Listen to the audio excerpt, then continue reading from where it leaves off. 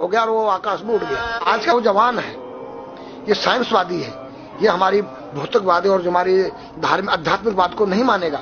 इसको तुम साइंस के द्वारा अध्यात्मवाद को मनवाएगा तो मानेगा। जैसे मैं सूर्य को जल देख करके मैं हर बीमारी का इलाज कर देता हूं।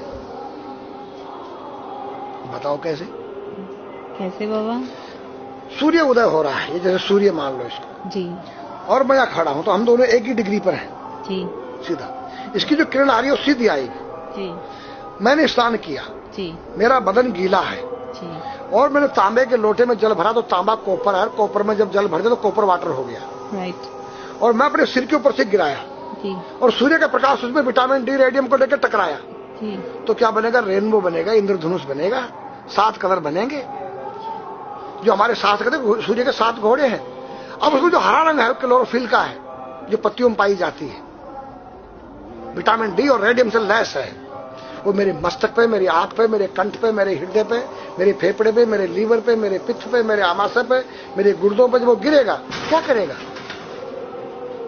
ऐसे 6 रंग कलर और बचे हैं, बैंगनी है, ऑरेंज है, नीला है। तो ये क्या करेंगे? किस चीज के प्रतीक है?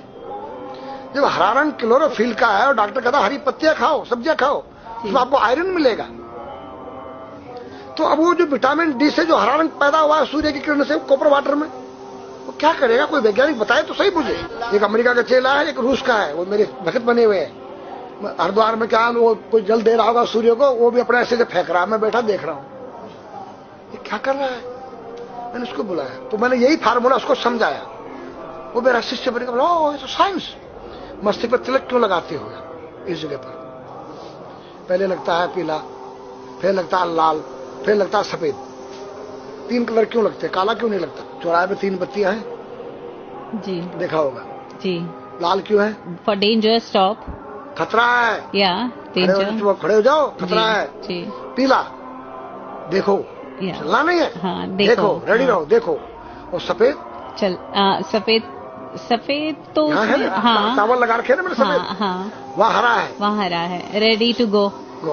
हरा गो है, सफेद अगर युद्ध हो रहा है, गोलियां चल रही है, सफेद झंडा लहरा दिया जाए, पीस, शांति का प्रतीक है। चावल ठंडा होता है और हमारी यहाँ पर सुषुम्ना नाम की नाड़ी है जी।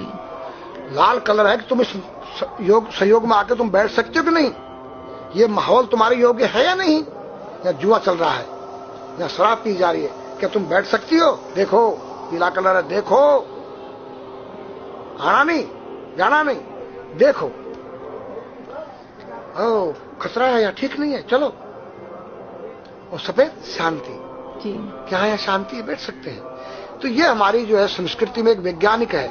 जब हम खाते हैं गैस बनती है, तो चावल जब पानी भीगे बाद ठंडा हो जाता है और हमारी सुषुम्ना नाड़ी पर जब लग गया है तो उस नाड़ी को ठंडा करने लग गया है। उस नाड़ी से कोई गर्म गैस को ऊपर चढ़ने नहीं देगा। और हमारे सिर ब्रह्मांड में, हमारे सिर के अंदर कोई ऐसी वायु गैस जाकर तुम्हारी सिर को परेशान नहीं कर सकता है। तो मेरे पास जितने हमारे शास्त्र पुराण ग्रंथ हैं, ये साइंस है। मैं साइंस के द्वारा इन वैज्ञानिकों को समझा सकता हूँ और रगड़ा सकता हूँ। कहा जाता है कि नागा बाबा जो हैं वो कुंभ मेले के बाद विलुप्त हो जाते हैं, ऐसा कुछ है क्या? ऐसा नहीं। जैसे हम गंगोत्री धाम हिमालय में रहते हैं जी, वहाँ मुझे हिमालय पसंद आया जी। क्यों? कि तुम गर्मी से बचने के लिए तुम्हारे रूम में एसी लगी है जी, ठंडा पानी पीने के लिए तुम्हारे पास कृत्रिम जो है फ्रिज लगा है जी, हवा लेने के लिए तुम्हारे को पंखे या कूलर जो है कृत्रिम लगे हैं। लेकिन भोलेनाथ बाबा ने मेरे लिए नेचुरल एसी लगा रखी है और नेचुरल फ्रिज लगाया है, नेचुरल पंखे लगे हैं। तो मैंने सब कुछ त्याग दिया। छाती में तो मैं कुछ लेके नहीं जा सकता हूँ, चाहे मेरे पास अरबों खरबों रुपया जी, खाऊंगा मैं उतना ही जितनी मेरी पेट के अंदर भूख है। पढ़ना लिखना ये तो सहज चातुरी, काम धैन मन बस करन गगन चढ़न मुश्किल। काम धैन मतलब अपने वीर्य को कंट्रोल करना, अपने मन को कंट्रोल करना और अपने प्राण को ब्रह्मांड में यहां ले जाना। ये खोपड़ी क्या है? ब्रह्मांड है। उसको कहते हैं समाधि। सारे शरीर के प्राणों इकट्ठा करके इस ब्रह्मांड में मस्तिष्क में ले जाके बैठ जाना, जिसको ब्रह्मरंध्र कहते हैं, उस गुफा के अंदर। ये 3 वस्तु मुश्किल है, सब आसान है। अपरिग्रह मतलब उतना रखो जितना तुम्हें आवश्यकता है, अधिक मत रखो।